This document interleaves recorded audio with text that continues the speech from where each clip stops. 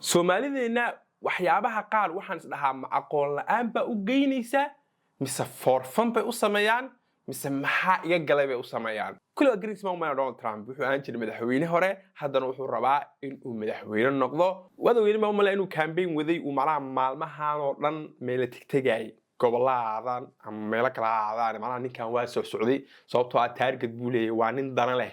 maanta wuxuu rabaa in la doorto oo madaxweyne mar labaad noqdo marka ninkan meel dhawid waa la dili gaaray malaha qof baa meel fuulay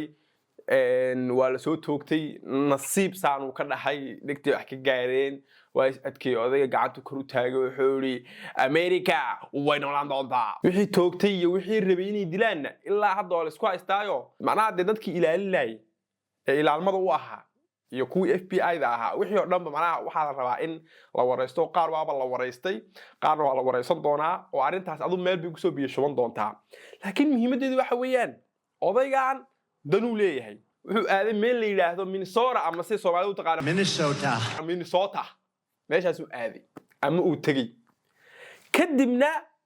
waxa meesha lagu arkayaa dad aad u fara badan oo Soomaaliya oo ninkan taageeraysa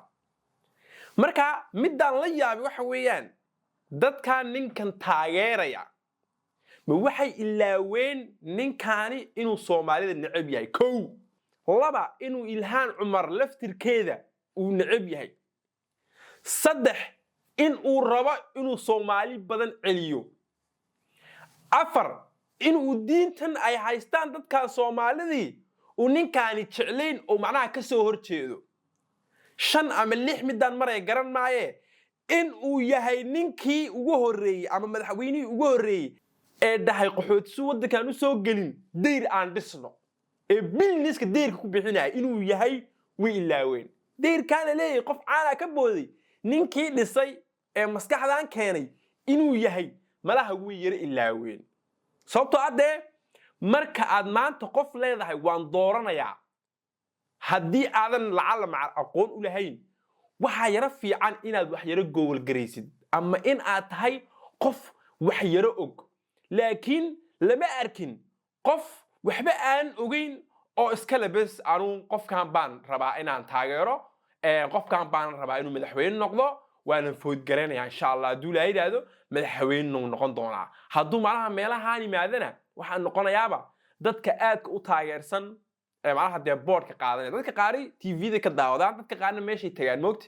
taageerayaasha qaari TV-da ma soo dhaafaan macnaha gurigooda iska fadhiyaan cabitaankooda iska cabaan way daawadaan yes iska dhaxaan taageerayaasha qaarna meeshaan Donald Trump la rabay in lagu dilay daba taagan yihiin nin baa u dhintay baa ninka dartii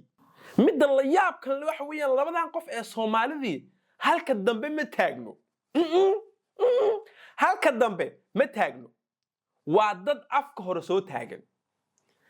waxay taagan yihiin meesha hore kow kaamirada qabanaysa oo manaha waxay ugu tala galeen baba labana waa dadka haddii ay wax dhacaan wax noqon kara waa dadkii ugu horeeyay saan ku sheegay ninkii isaga ka dambeeyay maalintii dhaweyd sumuna geeriyoon iyagu meesha ninkaasi joogo kale imiga taagan yihiin oo manaha waxay leeyihiin yes Donald Trump madaxweynaheena hormara ku rajaynayna waraaqadana way haystaan marka su'aashaan is weydiinayo ama adiga aan ku weydiinayo waxa weeyaan Soomaalidaani ma aqoon la'aan baa haysa in kastoo dhigi karin de Soomaali Mareykanka jooga aqoon la'aan baa hayn karto macnaha de meesha waxbarasho jirta moogti waxyaabo badan ogaanaysa moogti taa ma dhigi karna de aqoon la'aan baa haysa ma dhigi karno mise haye waxaan dhahnaa dadkan lacag baa la soo siiyay oo macnaha waxaan waa maskax moogtahay adduunkan siyaasad baa la isku dhaafay moogti waxa laga yaabaa inay isdhahaan haddii laba qof ama saddex qof oo Soomaali afka hore la keeno maadaama ay Minnesota Soomaali badan ku nool yihiin waxa la dhihi macal Soomaalida ninkan way taageersan tahay intaan lacag siino afka hore soo istaajino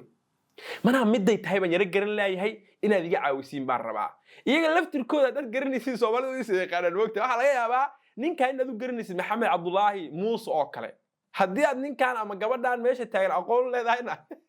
walaalo inta u tagto waxa ku dhaadaa dadkii ku dhalay wadankan waa u soo tahriibeen ninkan tahriibkooda buu ka soo horjeeday